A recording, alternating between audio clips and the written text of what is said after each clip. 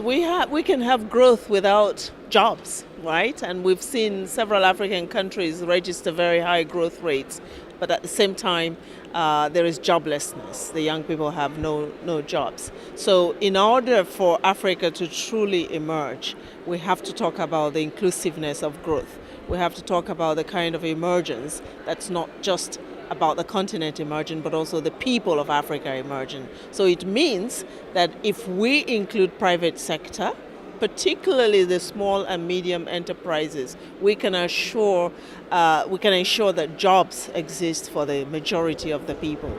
And when you have jobs, you increase productivity and consumption, and therefore the cycle continues in terms of helping the country to continue to emerge. So the sustainability of emergence, but also the quality of growth is then assured.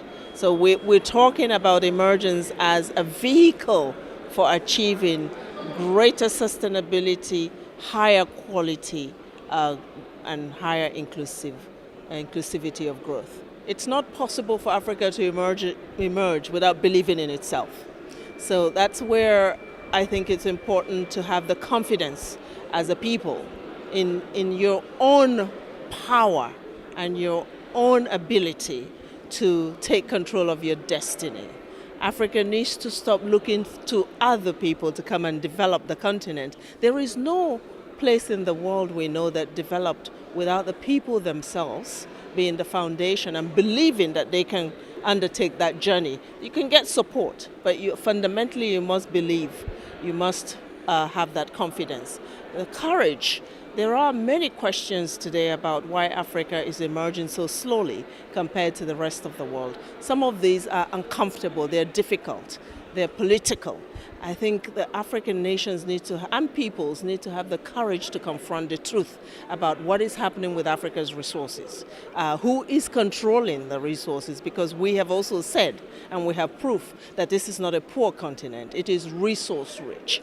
Why is it that even the resource-rich countries are registering the same levels, the same rates of poverty as the resource-poor countries? It means that where you have natural resources, they are not making a difference. So these are hard questions that we must have the courage to confront.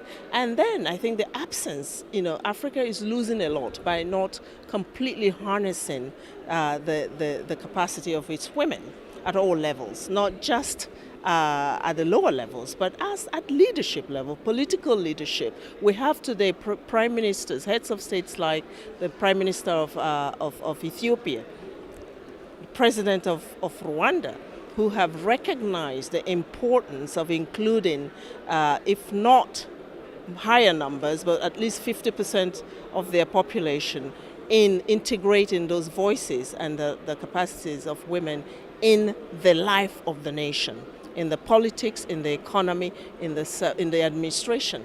This is making a difference. So the loss to Africa is huge. Africa might emerge eventually without women in great numbers in leadership, but it would take it maybe 50 more years instead of less years. So I think it's crucial to have that factor in the emergence journey.